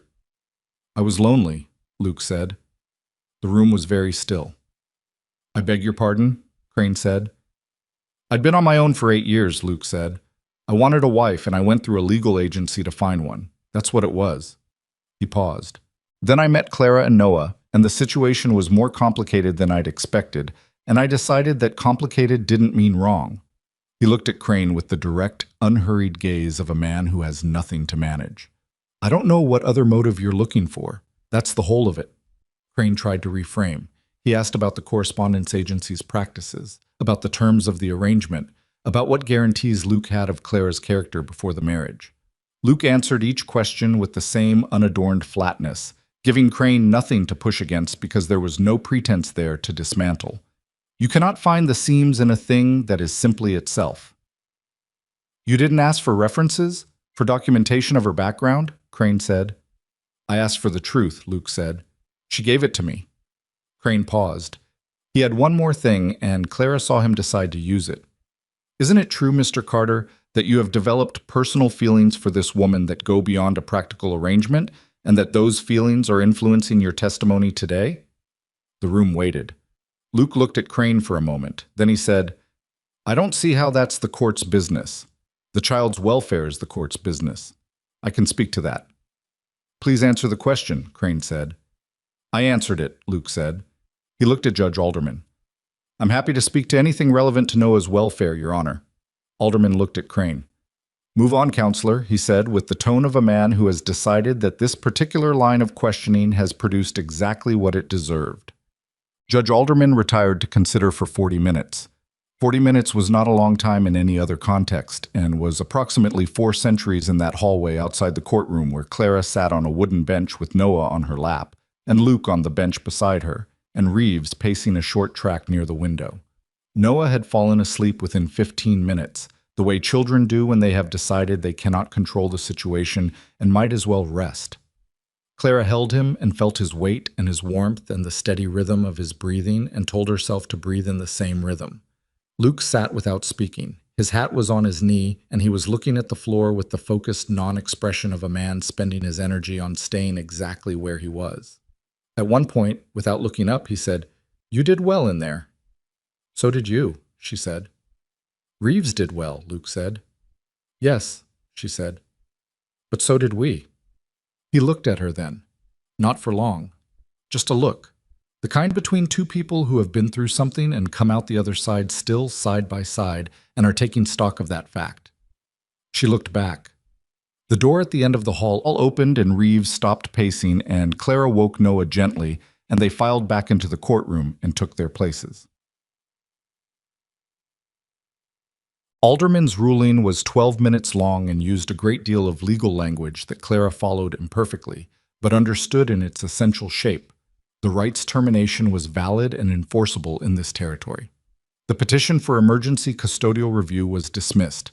Any claims originating from the Philadelphia proceeding would require federal intercession and separate filing, and the petitioner was advised that filing without substantially stronger grounds would be viewed unfavorably by this court. He looked at William over his papers and said, "The child's welfare, which is the sole appropriate concern of this proceeding, is not in question. He is in the care of his legal mother and her legal husband in a documented home with documented community support. That is sufficient."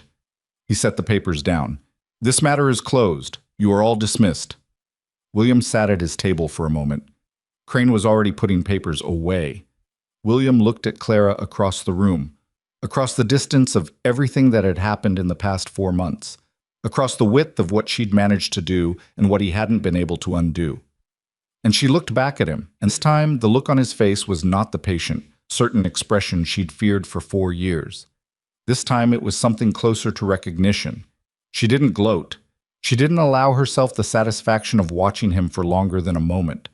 She turned away from him because he was no longer the most important thing in the room, and she looked at her son, and then at Luke, and then at Reeves, who had the air of a man ticking something off an internal list.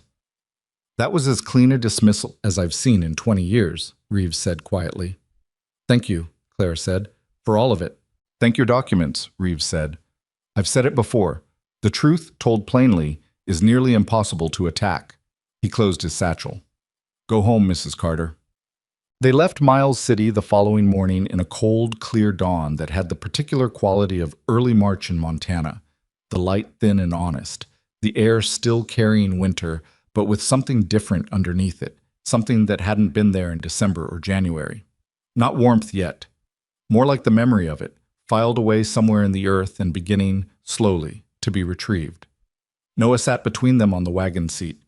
He had been told the previous evening, in the simplest possible terms, that the man from the buggy was going to leave them alone. He had received this information with a brief, concentrated nod and then asked if he could have the rest of the bread roll from supper, and Clara had given it to him, and they had left the matter there, which was where it belonged. The road out of Miles City ran north and west, and the land opened up the way it always did once the town was behind them. The long, uninterrupted sight lines that Clara had found overwhelming in October, and had somewhere along the way stopped noticing in the way you stop noticing a thing that has become simply the shape of where you live. They didn't talk much for the first hour. Noah ate the bread roll and then dozed against Clara's shoulder, and she put her arm around him and watched the road, and felt the particular exhaustion that follows. Not a physical effort, but a sustained one of will, the kind that starts in the chest and spreads outward, and that does not resolve itself quickly, but requires time and ordinary life to dissolve back into the general fabric of things. After a while, Luke said, "We need to talk about the spring cattle." She looked at him. "I've been thinking about the south pasture fence," he said. "The winter puts stress on the middle section. I want to repair it before the cattle come back up from the lower pasture, which means starting in the next 3 weeks or so." She understood what this was. It was not avoidance.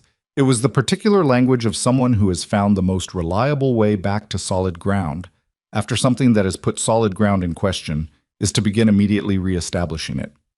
"Tell me what needs doing," she said. "It'll take 3 days of work if I have Purvis helping," he said. "I figure you can manage the feeding without me for 3 days by now." "I could manage it after 2 weeks," she said. He nodded. He looked at the road. Then he said, without any particular change in his voice, "I meant what I said in there, about the ranch being better for you being here." She was quiet for a moment. "I heard you say it," she said.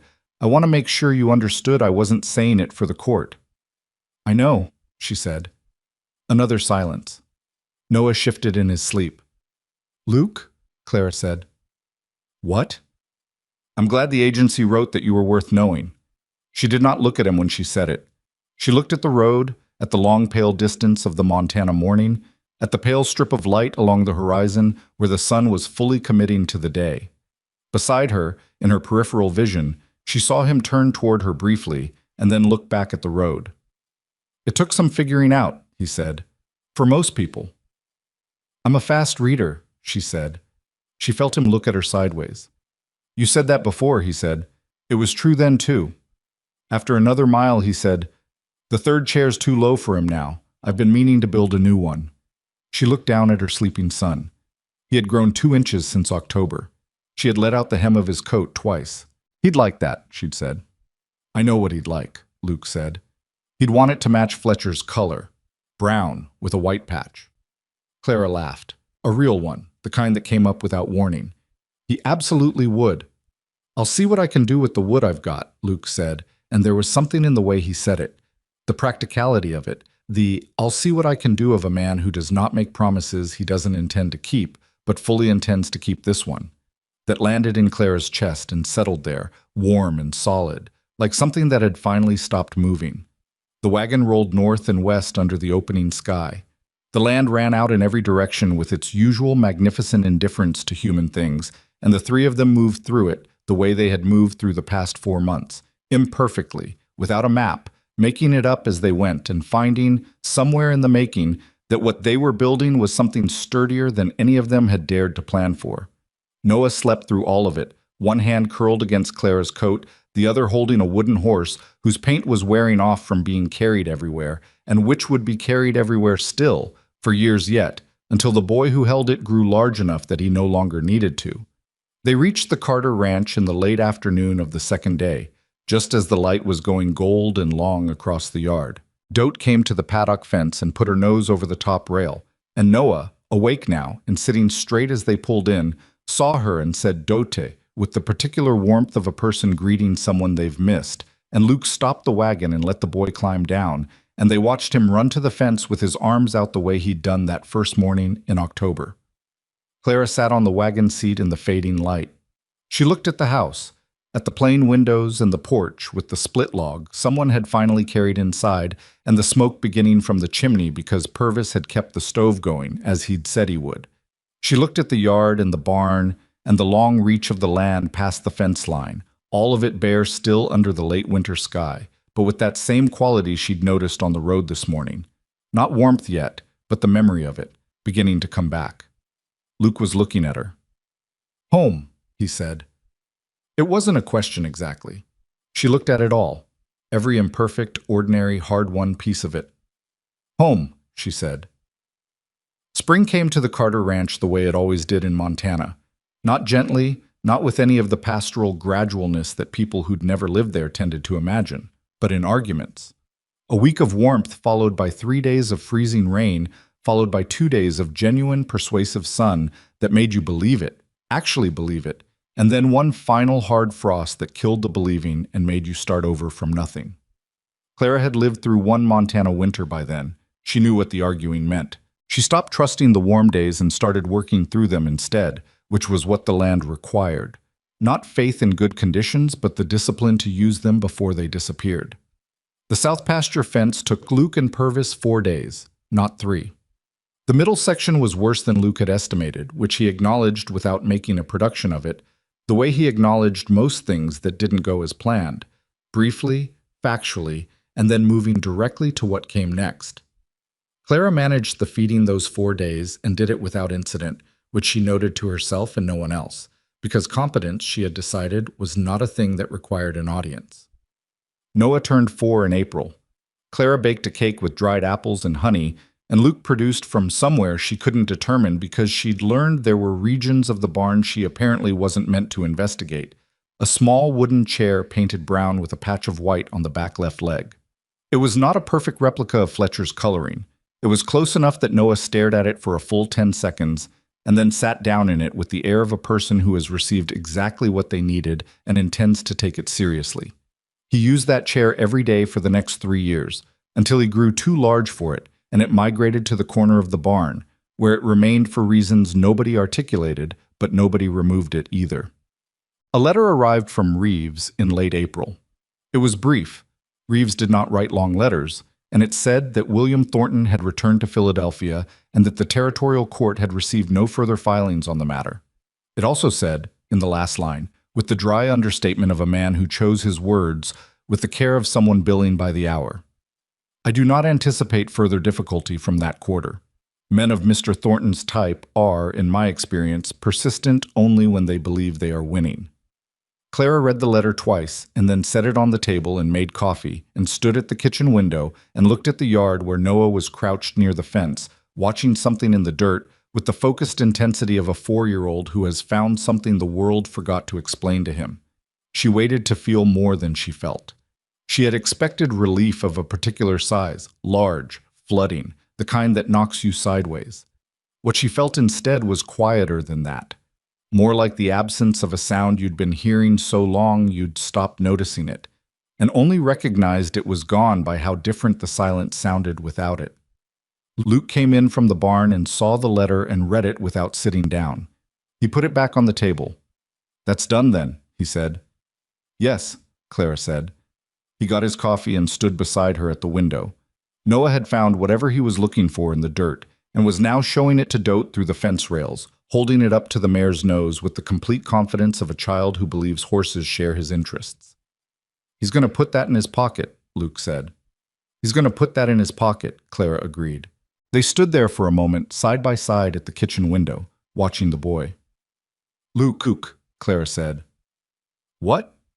She didn't say anything immediately. She was trying to find the right words for something that resisted easy wording, the way the most important things usually do. I spent 4 years being told the story of who I was by someone who needed me to be small, she said. And it took me longer than it should have to stop believing that story. And then I spent the last 6 months being afraid that I'd gotten us somewhere safe, only to have it taken apart in a courtroom. She turned her coffee cup in her hands. And now it's done, and we're here, and Noah's putting something from the dirt in his pocket, and I don't entirely know how to just be in that, without waiting for the next thing. Luke was quiet for a moment. You get used to it, he said. Takes time. You had to get used to it too? After Ruth died, he said. He looked at the window. I kept waiting for the next loss. Anything I started to care about, I'd feel myself pulling back from it, figuring it was safer not to care too much in case it disappeared. He paused. It's a reasonable instinct. It's just not a livable one. Clara looked at him. What changed it? She said. He glanced down at her. The corner of his mouth moved in the way that was as close as he generally got to a smile in the middle of a serious conversation. You showed up on a stagecoach with a bruised face and a 3-year-old and nowhere to go, he said. Didn't give me much room to keep pulling back.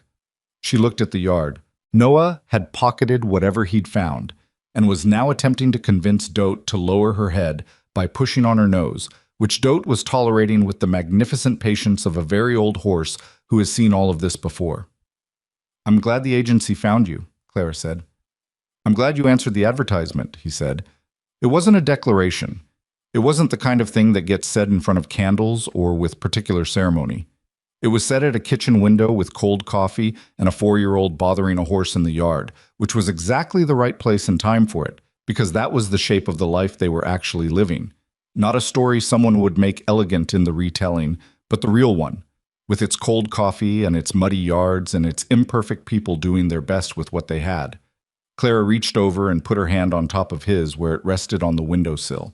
He turned his hand over and held hers, and they stood there until Noah came running to the porch door with something small and brown and entirely unidentifiable cupped in both palms, and then they went to see what it was. The summer was the fullest Clara had known in years.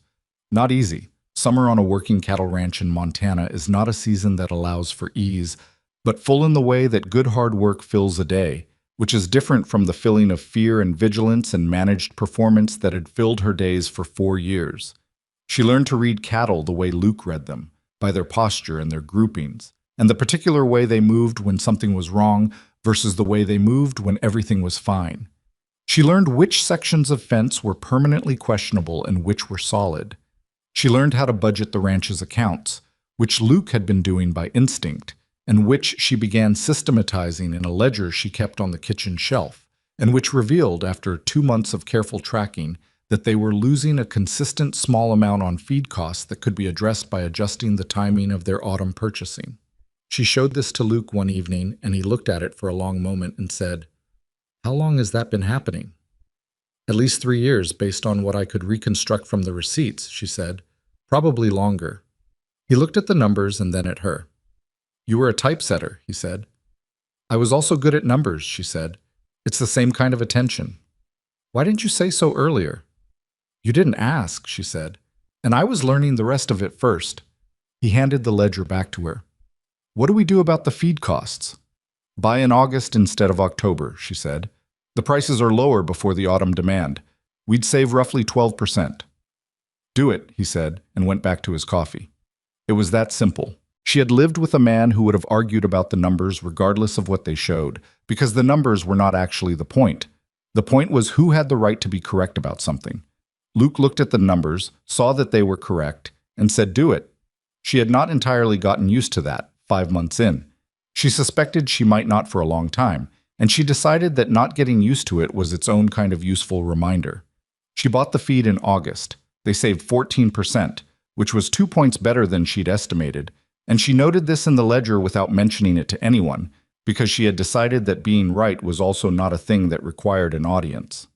Ed Purvis and his wife Nora came for supper in July, and May Doyle and her husband came in August, and Sheriff Hobart stopped by in September with the vague official excuse of checking on some fence line dispute between two neighboring properties, which had nothing to do with the Carter Ranch, but which everybody understood was not actually the point of the visit. The point of the visit was that Tom Hobart had been sheriff for 22 years, and in that time had developed a precise and personal investment in who was doing well and who wasn't in his county, and he wanted to see for himself. He sat at the kitchen table and drank 2 cups of coffee and talked to Luke about cattle prices and to Clara about the Silverdale school situation, which was apparently in some need of a regular teacher since the last one had left in the spring to get married in Helena. He talked to Noah for approximately 4 minutes about Dote and Fletcher and the new calf that had been born in June and that Noah had named Biscuit for reasons that satisfied him completely. When he left, he shook Luke's hand and tipped his hat to Clara and said, "Good setup you've got here." It was not an elaborate compliment. From Tom Hobart, it was approximately equivalent to a written testimonial. Clara thought about it that evening while she was washing up. "Good setup you've got here." She turned the words over, looking at what was actually inside them. A man who had watched her arrive in October with a bruised face and a borrowed dress, who had watched William Thornton come to town with his lawyer and his money and his absolute conviction that he was owed something, who had watched the whole proceeding from close enough to have an opinion. That man had come to her kitchen table in September and called it a good setup. She thought that the measure of a thing was sometimes best taken by the people who had watched it from the outside and formed their own conclusions. She found out she was expecting in November, almost exactly a year after the first snowfall. She told Luke on a Tuesday evening, matter-of-factly, because she had decided in the days since she'd become certain that matter-of-fact was the right register. Not a production, not an apology, not a performance of a feeling she hadn't yet sorted out. Just the fact, and then they would both see where the fact led. Luke set down his fork. He looked at her with an expression she hadn't seen on him before. Not exactly. It was related to the expression he wore when he watched Noah with the horses, or when he'd picked up that first finished chair and run his hand along it to check the joints. Something private being made briefly visible. "You're sure?" he said.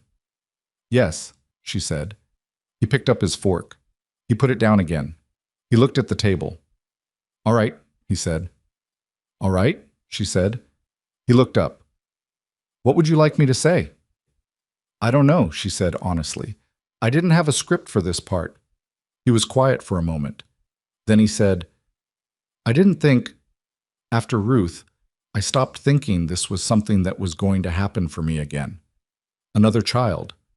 I had decided that Noah was more than I'd had any right to expect, and I'd made my peace with that being enough." He looked at his hands. "I'm not good at expecting good things. I tend to figure they're going to go wrong before they happen." "I know," Clara said, "so I don't want to. I'm not going to say things I don't know are true yet." "Luke," she said, "I'm not asking for promises. I'm just telling you." He looked up. "I know." He was quiet for another moment. "I'm glad," he said finally. "I want you to know I'm glad." It was not poetic. It was not the kind of declaration that gets repeated in fond retellings. But it was Luke Carter saying he was glad, which meant he was glad without reservation or performance or hidden qualification, and that was worth considerably more than poetry.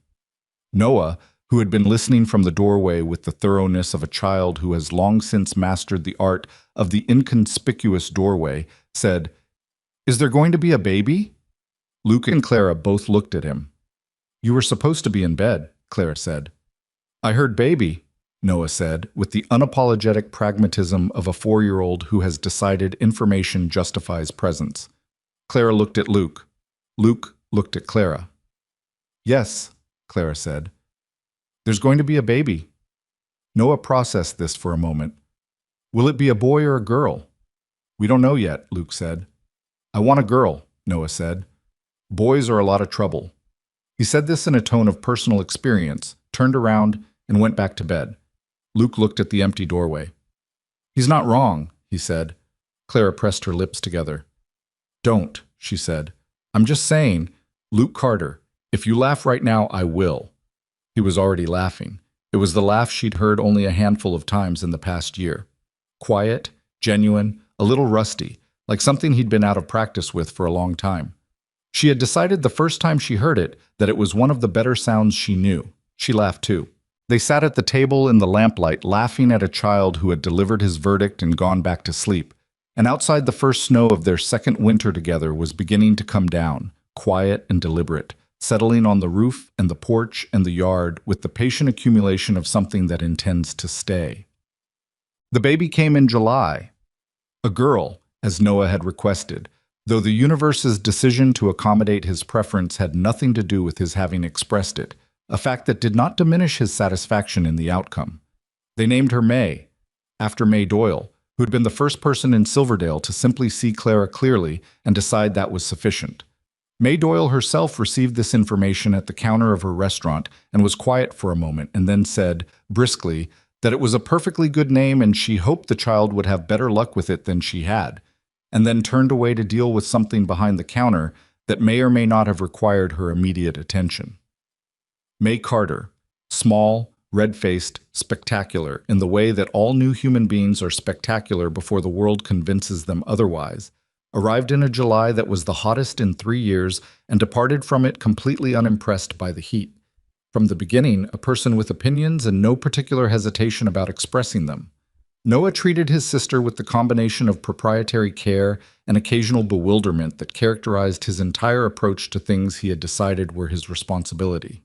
He sat beside her when she was in the cradle. He reported to Luke and Clara on her activities with the gravity of someone fulfilling an important function. He was, at 4 years old, both completely ridiculous about her and completely sincere about it, which Clara found herself watching with the helpless tenderness of a person who knows she is looking at something she will want to remember exactly as it is right now. Luke held May Carter on the evening of her second day with the careful, slightly frightened attention of a man who has not held a baby in many years, and is aware that this is both a privilege and a significant responsibility, and intends not to fail at either. He sat in the chair by the window with the child against his chest and did not speak for a long time. Clara, in the bed, watching him, said, "She's not going to break." "I know that," he said without moving. "You're holding your breath." "I'm not holding my breath." "Luke," he exhaled. "She's so small," he said, with a helpless flatness, like a man registering a fact that has overwhelmed his capacity to have a better response to it. "She was smaller 3 days ago," Clara said. "That doesn't help," he said. Clara rested her head back and looked at the ceiling and listened to the July heat outside the window and the breathing of her daughter in the arms of a man who 8 months ago had told her he'd made his peace with enough, and who was currently sitting very still in a chair, afraid to breathe too hard near a 7-pound person he had already, clearly and entirely, decided he would do anything for. She thought, "There is no straight line between where I was and where I am. There is only the series of decisions, most of them made without full information, some of them made in the dark in a panic with a coffee tin and $11, that led from one place to the other. And you cannot know, when you make them, whether they are correct. You can only make them and keep moving and find out." She had found out. The years after that did not arrange themselves into neat chapters. That is not how years work, and it would be dishonest to suggest otherwise. There were hard winters and dry summers. There was a year when cattle prices dropped badly and they tightened everything, and Clara went back to the ledger with new ferocity and found 3 more places to cut and 1 more place to improve, and they came through it without losing the ranch, which was what mattered. There was a year when Luke put his back out badly enough that he couldn't work for 6 weeks, and Clara and a 15-year-old ranch hand named Cal managed the cattle and the fencing and the daily running of the place. And Cal came back the following summer, and every summer after that, until he was old enough to buy land of his own. Noah grew. This happened with the shocking speed that children grow when you are paying attention to everything else. You look up one morning, and the boy who needed a step stool to see over the paddock fence is standing at the paddock fence, eye level with the top rail, and you are not prepared for it, regardless of how many times you have been warned. He was Luke's son in the way that matters more than bloodlines. He learned things by watching and doing rather than asking. He said what he meant and meant what he said. He was stubborn in the quiet way that looks like patience until it doesn't. And he had his mother's capacity for documentation, keeping track of things, remembering what was owed and what was promised and what had been said under what circumstances.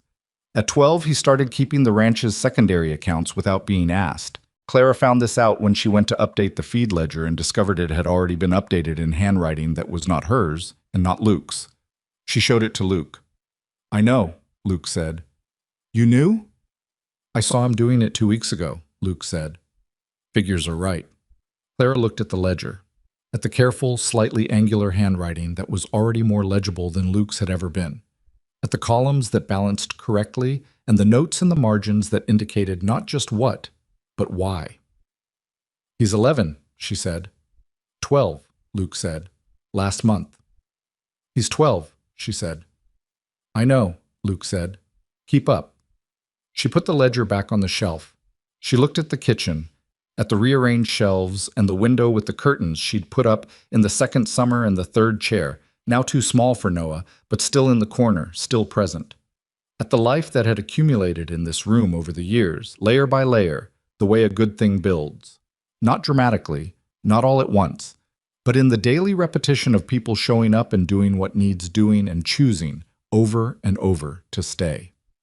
There was an evening in the autumn when May was 5 and Noah was 13, and the harvest was done and the cattle settled for the season, when Clara and Luke sat on the porch in the last of the October light. It was the same light as that first October, the same long, gold, unhurried light that had nothing to prove. The cottonwoods along the creek had gone yellow, and a cold edge had come into the evenings that said winter was assembling itself somewhere to the north and making plans. Inside the house, May was attempting to teach Noah a card game she had invented with rules that shifted whenever they inconvenienced her, and Noah was explaining, with tremendous patience, that you could not simply change the rules during a game, and May was explaining, with equal certainty, that she absolutely could. Luke and Clara listened to this for a moment. "She's going to run something someday," Luke said. "A business, or a territory, or possibly the whole country." "She's going to be a terror," Clara said. "Those are often the same thing," Luke said. Clara looked out at the yard. At the fence line, Luke had rebuilt section by section over the years. At the barn that was larger now than it had been in October 1883. At the land that ran out past all of it in the direction of the mountains, bare and patient and enormous and entirely itself. She thought about a woman on a stagecoach holding a child's hand and trying to remember how to breathe. She thought about $11 in a coffee tin and a letter folded inside a coat lining, and the particular terror of stepping off a coach in a strange town and looking for a man you'd never met, and hoping, not knowing, just hoping, that he would be the thing his letters suggested. She thought about how much of a life is built on hope without evidence. How many of the things that matter most begin as a guess? "Do you ever regret it?" Luke asked. He was looking at the mountains. She knew what he meant. He meant the advertisement, the letter, the stagecoach, all of it. "I used to wonder what I was doing," she said. "Not regret exactly. More like I couldn't believe I'd actually done it, that I'd actually gotten on that train with $23 and a 3-year-old and headed somewhere I'd never been to meet someone I didn't know." She paused. "It seems impossible now, that I was that frightened and did it anyway." "You were that frightened and did it anyway," Luke said. "That's the whole of it." "It was the only option I could see," she said. "That's usually how courage works," he said. "You do the thing because it's the only thing left. You find out later you were brave." She looked at him. 8 years. She had known this man for 8 years, and he still occasionally said something that caught her completely off guard in the way that real things catch you off guard, because real things don't announce themselves. They just arrive. "That might be the most insightful thing you've ever said to me," she said. "Don't let it go to your head," he said. She laughed. He did too, in the quiet, unhurried way he had, the laugh she had once described to May Doyle as the best sound on the ranch, which May Doyle had said was saying something given how good Fletcher sounded when he was happy, and Clara had said that was exactly the comparison she'd had in mind. Inside the house, the card game had descended into what sounded like a constitutional debate, with Noah's voice maintaining steady, principled argument, and May's voice producing the particular tone of a 5-year-old who has decided that volume is an adequate substitute for logic. Luke stood up. I'll go adjudicate. Good luck, Clara said. I'm going to need it, he said, and went inside. Clara sat on the porch alone in the October light. She sat with the evening and the mountains and the sound of the cottonwoods dropping their yellow leaves in the light wind off the creek, and she sat with the life that was happening inside the house. The voices, the argument, the eventual resolution of the card game that would be reached when May invented a rule that accidentally ended it in Noah's favor, which would satisfy both of them by different mechanisms. She sat with the 8 years between the woman on the stagecoach and the woman on the porch, and she did not try to make those 8 years into a lesson or a message or a tidy shape. They were not tidy. They had been frightening and hard and surprising and sometimes wonderful in ways she had not been prepared for, and the not tidiness of them was precisely why they were hers. What she had learned, if she had to name it, if someone asked her to put it into words that might mean something to another person, was this: the things worth having rarely look safe when you first reach for them. Safety, when you have lived inside fear for long enough, can be mistaken for smallness.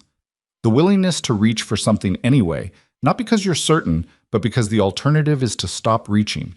That willingness is not a personality trait. It is a choice, made once, and then made again, and then again, in the ordinary mornings and the hard winters and the evenings when you are tired and things are uncertain and you choose anyway to stay. She had made that choice on a train platform in Harrisburg with $23 and a child on her hip. She had made it again in a courthouse in Miles City with her documents in her coat and a man she trusted standing 2 seats away. She made it every morning when she got up and built the fire and started another day on this imperfect, demanding, entirely real piece of land. The light was going. The mountains were going purple in the dusk, the way they did. The way they would go on doing long after all of them were gone. Clara watched them and felt not triumph. She had never trusted triumph, which was a feeling with no floor to it, but the settled, quiet thing that comes when you have built something real with your own hands and stood next to the people you love and watched another day end without having had to run from anything. The door opened behind her and May appeared, having apparently won the card game by means that would be revealed as irregular under examination, and climbed into Clara's lap with the complete confidence of a 5-year-old who has never needed to ask permission for warmth. "Mama," she said, looking at the mountains. "What, baby?" "Are those mountains always there?" "Always," Clara said. May considered this. "Even when we're sleeping?" "Even then." "Good," May said, with the satisfied finality of someone who has verified an important fact, and put her head against Clara's shoulder and looked at the mountains in the last of the light. Clara held her daughter in the October evening and looked at the same mountains and thought, yes, even when we're sleeping, even when we're frightened, even when we've run as far as we can run, and we're standing in a strange town with a bruised face and a child's hand in ours, hoping that the man walking toward us will be enough of what we need him to be. The mountains are always there, the land is always there, and the life, the real life, the one that asks everything of you and gives everything back in a different form, the life is what you build in between. She had built it, imperfectly, without a plan, one hard, ordinary day at a time. It was enough. It was more than enough. It was everything.